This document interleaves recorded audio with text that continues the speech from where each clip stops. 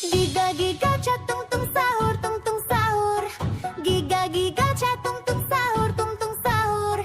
Giga giga cha tum tum sahur, tum tum sahur. Tum tum tum sahur. Giga giga giga giga giga tum tum tum sahur. Giga giga giga giga giga tum tum tum sahur. Giga giga giga giga giga giga giga cha. Là sáng rơi rụng ôm nỗi sầu thầm lặng,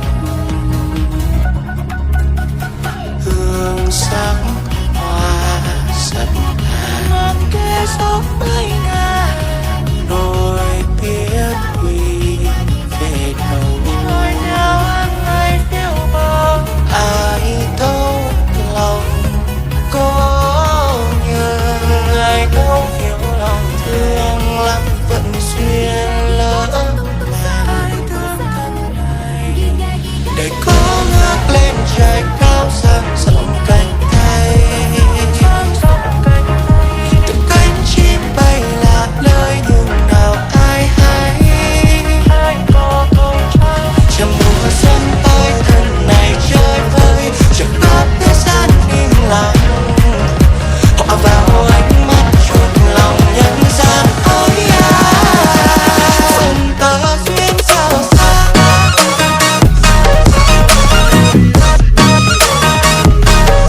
duyên sao xa, xuân tơ duyên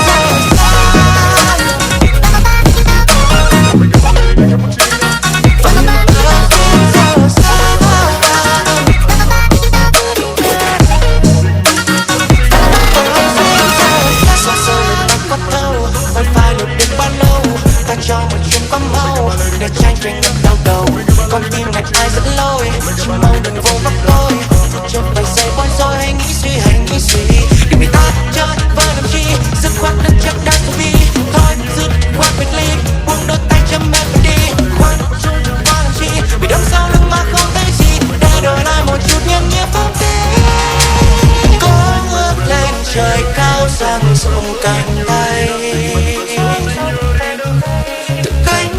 Bay lạc lời nhưng nào ai hay chờ mùa xuân tới thân này chơi vơi chẳng có thế gian im lặng. Họ vào ánh mắt chuột lòng nhân gian ôi xuân tơ duyên sao